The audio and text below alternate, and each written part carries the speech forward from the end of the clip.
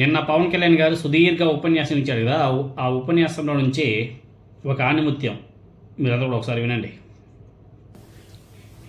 మీకు ఒక చెప్పదలుచుకున్నా, మనకి ఎక్కడ ఉంది పార్టీ నడపడానికి శక్తి?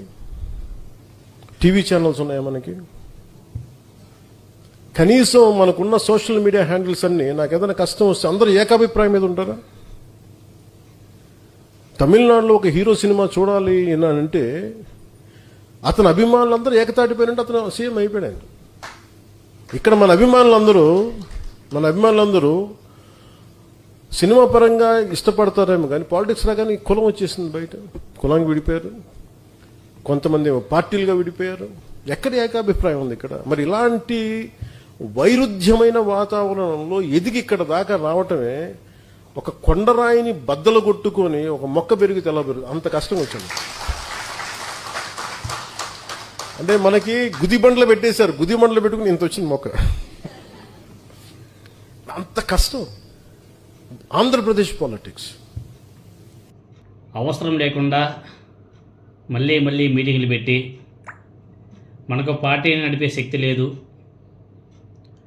పక్క రాష్ట్రంలో ఒక యాక్టర్ సీఎంగా అయిపోయాడు, అసూయ ఈర్ష్య ఉంది. నేను సీఎం పదవి కోసం పార్టీ పెట్టలేదు,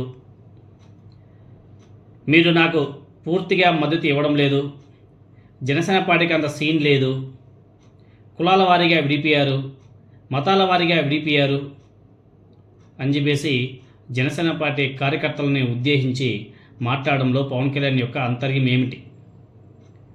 ఏమిటి? నారా లోకేష్ గారికి పట్టాభిషేకం ఏమైనా సరే చేస్తున్నారా? ఆ సన్నాహాలు ఏమైనా సరే చేస్తున్నారా? ఆ దిశగా ఏమైనా సరే అడుగులు వేస్తున్నారా? దాంట్లో భాగంగానే పవన్ కళ్యాణ్ గారికి కోపం వస్తుందా? పవన్ కళ్యాణ్ గారు ఎందుకు ఇలా మాట్లాడుతున్నాడు? అధికారంలోకి వచ్చే 2 ఏళ్ళు అయింది కదా. గత 2 మీటింగ్లో మనందరం కూడా చూసాం కదా. ఆ 2 మీటింగ్ల నుండి ఈ వైరాగ్యపు మాటలేంటో మనకైతే అర్థం కావాలి. పవన్ కళ్యాణ్ గారు ఈ తీవ్రమైనటువంటి అసంతృప్తి పార్టీ క్యాడర్ మీదనా, లేకపోతే ఈ కూటమి ప్రభుత్వం యొక్క పరిపాలన మీదనా, లేకపోతే బీజేపీ పార్టీ అధినాయకత్వం మీదనా? దేని మీద ఈయన కోపం? ఎందుకు ఈయనకి ఇంత అసంతృప్తి అర్థం కావడం? చంద్రబాబు నాయుడు గారు, లోకేష్ గారు పైకి మాత్రం మీకు చాలా గౌరవం ఇస్తున్నట్లు వాళ్ళు యాక్టింగ్ చేస్తున్నారు. పవన్ కళ్యాణ్ గారు అది మీకు తెలుసు, కానీ మీ మనసులోనే అసంతృప్తి జ్వాల మీ మాటల్లో చాలా విషయాలు బయటకు వచ్చేస్తున్నాయి కూడా.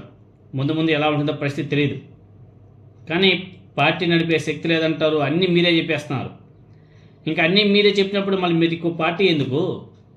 తీసుకెళ్ళి తెలుగుదేశం పార్టీలో విలీనం చేసేసేవచ్చు కదా, లేకపోతే బీజేపీ పార్టీలో విలీనం చేసేవచ్చు కదా. మీ యొక్క రాజకీయ ధోరణి ఎలా ఉందంటే, అటు బీజేపీ మీకు కంఫర్టబుల్ ప్లేస్ కాబట్టి అక్కడికి వెళ్ళి జాయిన్ అయిపోండి, మెర్జ్ చేసేయండి, అక్కడి నుంచి పోటీ చేయండి, జాతీయ నాయకుడిగా ఎదగవచ్చు కదా. ఇంకా రాష్ట్రం మీద పడి ఎందుకు గడుస్తారు? రాష్ట్ర రాజకీయాలు చంద్రబాబు నాయుడు గారికి, లోకేష్ గారికి, జగన్మోహన్ రెడ్డి గారికి వదిలేసేయండి. మీరు జాతీయ రాజకీయాల్లోకి వెళ్ళిపోండి. ఎందుకంటే ఆల్రెడీ మీ జన సైనిక్స్ అంతా కూడా మా పవన్ కళ్యాణ్ పిఎం అని చెప్పేసి మళ్ళీ అరుస్తున్నారు. సో మీరు పిఎం క్యాండిడేట్, మీరు సీఎం క్యాండిడేట్ కాదు, మీరే చెప్తున్నారు కదా. సో మీరు జాతీయ రాజకీయాల్లోకి వెళ్ళిపోండి, స్టేట్ని వాళ్ళకి వదిలేసిన వాళ్ళు చూసుకుంటారు కదా. ఎందుకు మీకు అంత ఆతృత? ఎందుకు మీకు ఇంత వైరాగ్యపు మాటలు? పక్క రాష్ట్రంలో ఆయన సీఎం అయిపోతే మీకెందుకు బాధ? నేను రోడ్డు మీద దొర్లుకుంటూ పోయాను, అయినా కానీ నన్ను సీఎం చేయలేదు, నన్ను ఎవరు కూడా దేకలేదని చెప్పేసి మాట్లాడతాడు. ఆయన అలా మాట్లాడుతుంటే ఎదురుగా ఉన్నటువంటి జన సైనికులు చప్పట్లు కొట్టి అభినందిస్తున్నారు. ఇంకా దరిద్రం అది, ఇంకా నీచం. మిమ్మల్ని తిప్పుతున్నారా అయ్యాట అంటే కూడా దాన్ని కూడా చప్పట్లు కొడతారు. అది జనసేన పార్టీ.